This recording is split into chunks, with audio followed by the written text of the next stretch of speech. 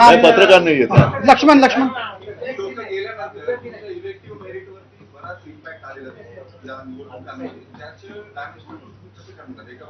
नाही, elective merit कशावरती असतं बरोबर आहे, पण ते कशावरती काय काय करावं लागतं त्यासाठी निशाणी लागते ना.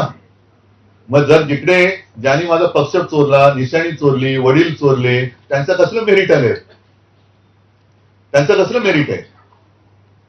खरं म्हणजे हा अन्याय आहे.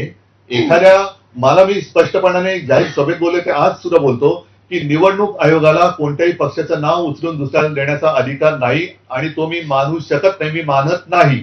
त्याच्यामुळे माझा पक्ष हा शिवसेनाच आहे. शिवसेनाच होता आणि शिवसेनाच राहील. नाहीतर मी निवडणूक आयोगाचं आयुक्ताचं नाव हे धोंड्या ठेवलं होतं. आता तो धोंड्या गेला, कुठे गेला तो मला माहित नाही, पण आता नवीन गोट्या आला असेल तर त्याचं नाव मी गोट्या ठेवेन. कारण तो माझ्या पक्षाचं नाव बदलू शकत नाही. माझ्या पक्षाचं नाव माझ्या आजोबांनी आणि वडिलांनी ठेवलेलं आहे. निवडणूक आयुक्त तेव्हा जन्माला पण आले नसतील हे आत्ताचे.